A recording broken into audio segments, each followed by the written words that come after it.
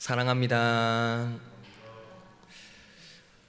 사람들은 행복해지기를 원합니다. 여기에 계신 분들 중에 불행해지기를 원하시는 분 계십니까? 아마 단 한 명도 없을 것입니다. 근데 하나님이라고 다를까요? 하나님은 우리들이 행복해지기를 또한 같이 원하고 계십니다.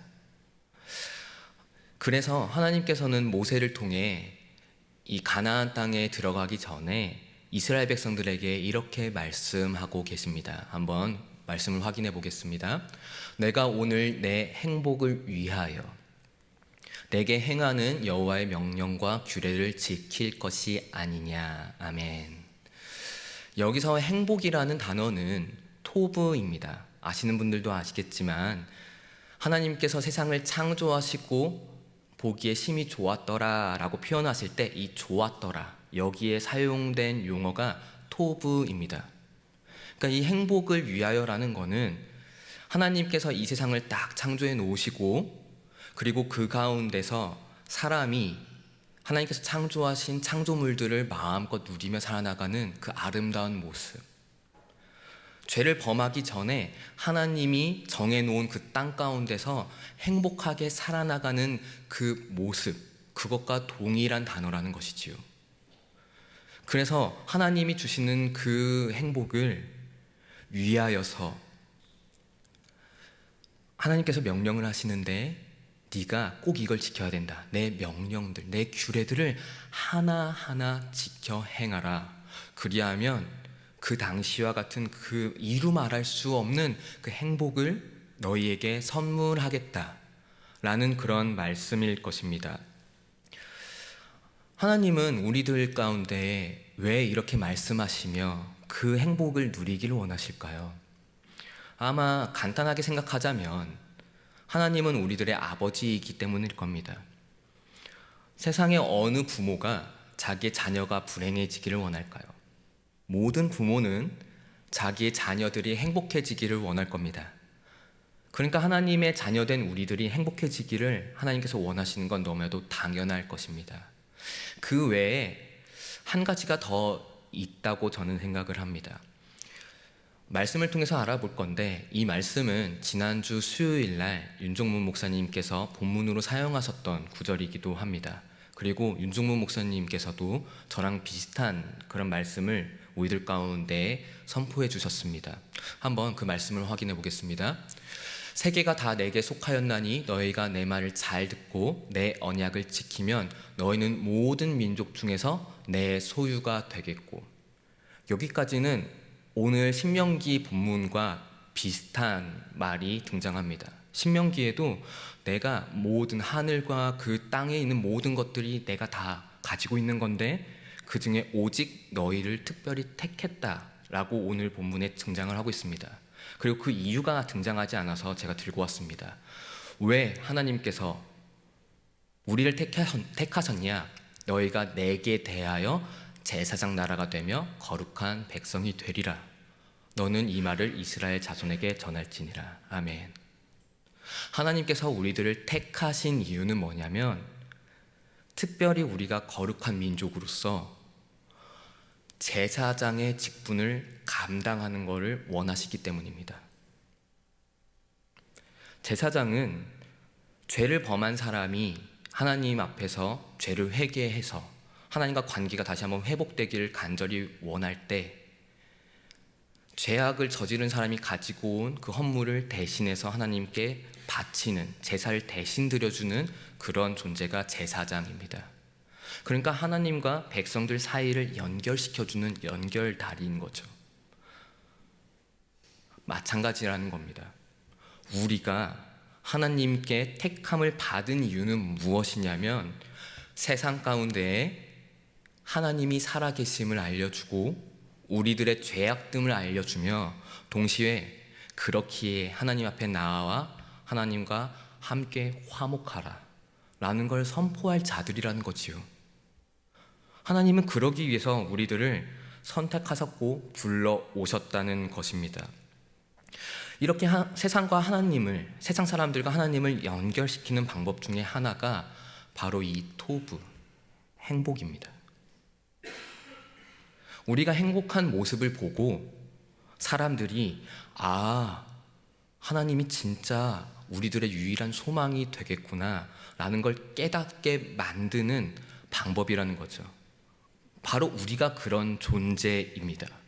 그렇기 때문에 우리들은 행복해야만 합니다. 그렇기 때문에 하나님은 우리들 가운데 토브, 그 행복을 선물해 주기를 간절히 원하십니다. 실제로 그렇기 때문에 하나님께서는 이 이스라엘 백성들에게 수없이 많은 기적을 베푸셨지요. 애굽에서 나올 때 10가지 재앙이라는 놀라운 기적을 행하셨고, 그리고 홍해가 갈라지는, 사람이 차마 어떻게 할 수 없는 자연물을 갈라버리시는 그런 기적을 행하셨고, 광야 그 척박한 땅에서 정말 민족 하나가 다 먹고 살 정도로 40년간 먹고 살 정도로 만나와 메추라기를 꾸준하게 공급해 주셨고, 때를 따라 물을 공급해 주십니다. 그리고 이제 애굽에서 노예살이 하다가 나온, 전쟁 훈련 같은 것도 제대로 받아보지도 못했을 그 이스라엘 백성들이 날마다 승리하게 하십니다. 그런 놀라운 기적을 통해서 이 이스라엘 백성들을 계속해서 보호하셨고, 또한 그 가운데 행복을 계속해서 선물해 주시는 겁니다. 봐라, 안 될 것 같지? 내가 했다. 걱정 마라, 내가 너희들을 꼭 붙잡고 가고 있다 라는 그것을 이스라엘 백성들에게 계속해서 보여준 겁니다.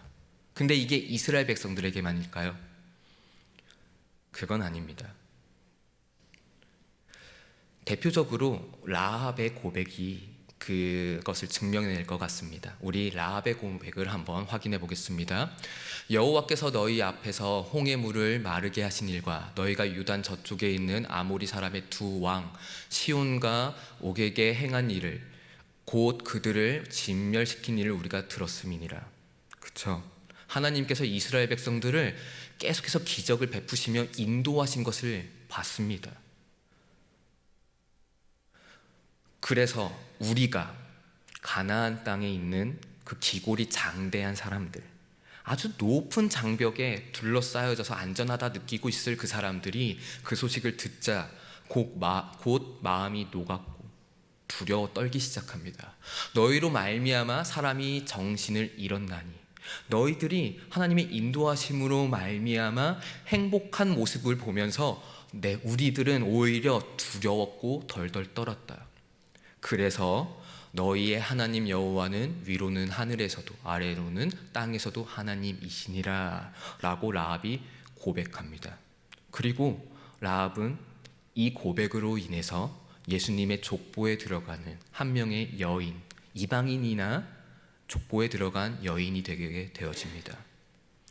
이 일을 하나님께서는 꿈꾸신 것입니다. 근데 보십시오, 이스라엘 백성들이 어디에서 행복을 누렸습니까? 이스라엘 백성들이 여호와의 기적을 경험한 곳이 어디입니까? 광야입니다. 광야는 대표적으로 불행한 땅입니다. 거기서는 먹을 거 날마다 걱정해야 되는 땅이고, 거기는 들짐승에게 뜯기지 않을까 날마다 걱정해야 되고, 그리고 강탈을 하려고 다가오는 민족들을 날마다 두려워해야 되는 땅입니다. 그리고 허허벌판이라서 그늘을 얻기 위해서 날마다 수고롭게 천막을 쳐야 되는 그런 땅이지요. 얼마나 힘든 곳입니까?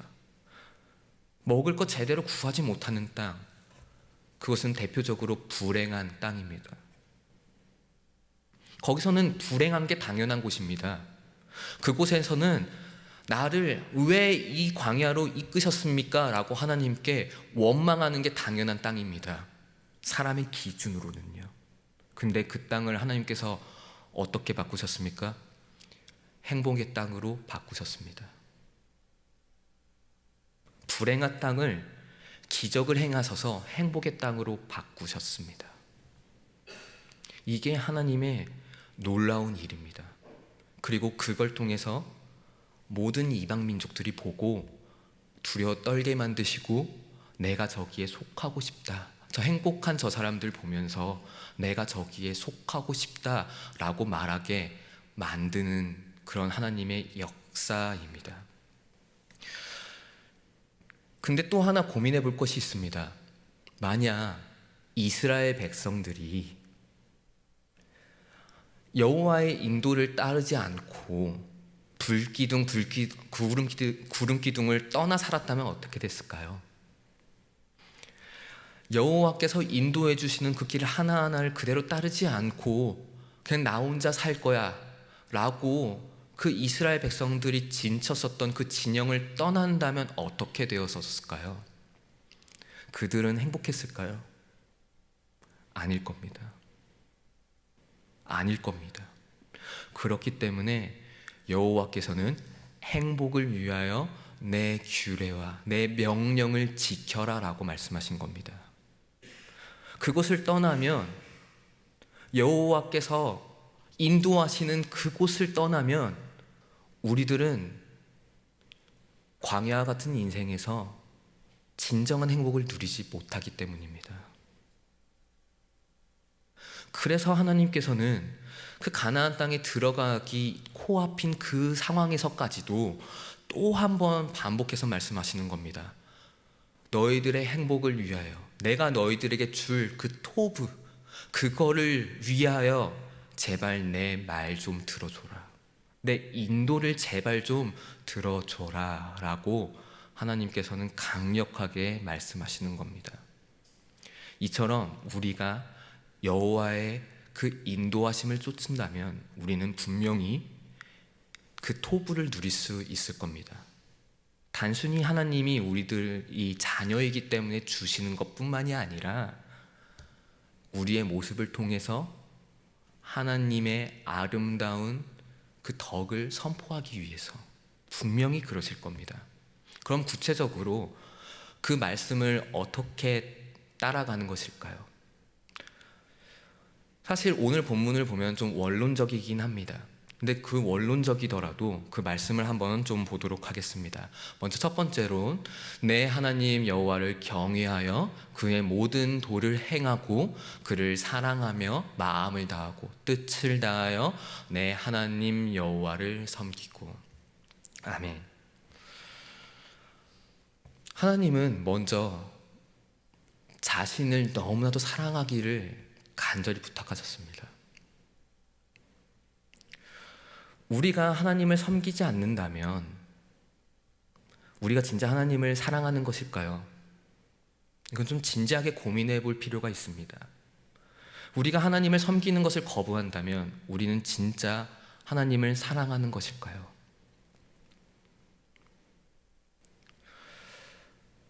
저는 제 아내를 이제 연애 시절에 정말 저도 몰랐는데 많이 섬겼더라고요. 아내가 저에게 그런 말을 하더라고요. 연애 시절에 아내가 공방을 하는데 공방에 올 때마다 공방 청소를 해주고 갔대요. 네, 그래서 저랑 결혼하게 된 결심하게 된 사유 중에 하나가 공방에 올 때마다 청소를 깔끔하게 해줘가지고 그래서 결혼을 했대요. 근데 저는 꿈에도 몰랐거든요. 그렇다고 하더라고요. 생각해보면은 그냥 아내를 사랑했기 때문에 그랬던 것 같아요. 그리고 제가 연애 당시에 살았던 곳이 수원인데 아내는 부천에서 공방을 운영하고 있었고 거기서 살고 있었습니다. 수원에서 부천이 좀 짧으면 1시간이고요. 좀 길면 1시간 반까지도 걸립니다. 차를 끌고. 근데 매주 2번씩은 왔다 갔다 한 것 같아요. 근데 그것만 운전할까요? 데이트하면 또 이쪽 저쪽도 다녀야 되죠. 그 운전하는 게 얼마나 피곤한데 그걸 다 섬겼더라고요. 근데 그게 너무 좋았습니다. 마찬가지일 것 같습니다. 하나님을 마음을 다하고 뜻을 다해서 사랑한다고 하는데 그러면 우리는 하나님을 섬기는 게 당연하지 않을까요? 하나님께 뭐라도 하나라도 더, 물론 하나님 앞에서 그게 얼마나 대단하겠냐마는 모든 것을 다 소유하신 하나님께서 그걸 봤을 때 얼마나 대단하겠냐마는 근데 사랑하는 우리들의 입장에서는 그게 너무나도 값진 고백이지 않을까요? 그렇게 하나님은 우리들에게 마음을 다하고 뜻을 다하고 사랑하여서 나를 섬기라 라고 명령하고 있습니다. 그리고 두 번째로 하나님께서 명령하신 것이 있습니다. 한번 말씀을 통해 확인해 보겠습니다. 고아와 과부를 위하여 정의를 행하시며 나그네를 사랑하여 그에게 떡과 옷을 주시나니 너희는 나그네를 사랑하라. 전에 너희도 애굽 땅에서 나그네 되었음이니라. 아멘. 하나님께서는 나그네를 사랑하라 라고 명령하십니다. 나그네의 속성이 어떻습니까? 누군가의 도움이 없으면 그 공동체에 속하지 못합니다. 우리가 그 회사에 처음 취직을 했다던가 이직을 한다던가 혹은 우리 자녀들이 학교에 처음 입학을 했다던가 그랬을 때 주변 공동체에서 자신에게 텃세를 부린다 하면은 적응할 수 있습니까? 딱 취업을 해서 일을 하려고 앉았는데 어떻게 일을 해야 되는지 하나도 안 알려주고 그런다면은 적응할 수 있겠습니까? 밥 먹으러 가는데 자기를 버려두고 자기들끼리만 그렇게 밥 먹으러 간다라고 한다면은 적응할 수 있겠습니까? 나그네가 바로 그런 존재입니다. 이스라엘 백성들 가운데 속하기 위해서 들어왔을 때 사랑하지 않는다면, 그들에게 그 자리를 내어주지 않는다면 우리들이 과연 하나님 앞에서 떳떳할 수 있겠습니까? 하나님께서는 우리들을 통해서 이방 민족으로 하여금 하나님이 살아계시다라는 걸 알려주기를 원하셨거든요. 근데 그들을 배척한다니요. 그들을 거부한다니요. 그래서 하나님은 또한 그렇게 말씀하신 겁니다. 나그네를 사랑하라. 그들에게 나의 자리를 좀 내어주라. 그래서 너희들의 이 공동체가 아름답고 또한 내가 원하는 그 토부의 모습으로, 정말 그 행복한 그 모습으로 너희들이 살아나가기를 원한다 인 겁니다. 그리고 그 공동체를 보는 다른 민족들로 하여금 소망하게 만드는 거죠. 아, 나도 저 공동체에 들어가고 싶다. 나도 저기에 속하고 싶다라고 말할 만큼이요. 제가 담임 목사님께서 금요 기도회 때 하셨던 말씀이 좀 기억이 납니다. 우리 교회는 누가 봤을 때 하나님이 저기 계시구나 라고 말하는 공동체일까, 아니면 하나님은 없는 공동체다 라고 말하는 공동체일까? 우리는 그 누가 보더라도 행복해서, 우리의 공동체는 그 누가 보더라도 하나님의 그 토부, 그게 가득해서 아, 저기에 하나님이 계시구나 라는 이야기를 듣는 공동체가 되어졌으면 좋겠습니다. 그래서 하나님께서 우리들을 부르신 그 목적을 완수해내는 우리의 공동체가 되어졌으면 좋겠습니다. 내 삶이 토부하고 광야에서도 주의 인도하심을 따라서 내 삶이 토부하고, 그리고 우리의 공동체 또한 토부하여서 누가 보더라도 저긴 하나님이 계신 공동체구나, 나도 저기에 속하고 싶다라는 이야기를 듣는 우리들의 삶, 그리고 우리들의 공동체, 우리의 교회가 되기를 간절히 소망합니다. 말씀을 맺겠습니다. 하나님은 우리를 제사장 나라로 사용하기를 원하십니다. 그걸 위해서 우리를 부르셨습니다. 그리고 또한 그것을 완수해낼 수 있도록 우리에게 행복을 주기를 원하십니다. 에덴 동산에서 누렸었던 그 토부, 그걸 우리들 가운데 주시기를 원합니다. 근데 이거는 아무나 누리는 건 아닙니다. 주의 말씀을 순종할 때, 주의 인도하심을 쫓아나갈 때 우리는 그것을 경험할 수 있습니다. 심지어 그 자리가 광야라 할지라도 말입니다. 그 자리가 내 마음을 찢고 핥힐 만한 그런 자리라 할지라도 주의 인도하심을 쫓아나간다면 하나님께서 우리들 가운데 토부를 주실 겁니다. 그래서 주님의 아름다운 덕을 선포하게 하실 것입니다. 우리가 이걸 꿈꾸고 또한 우리의 공동체가 또한 우리들의 삶이 토부한 공동체, 하나님이 원하시는 그런 모습으로 살아나가는 우리들이 되어지기를 간절히 소망합니다.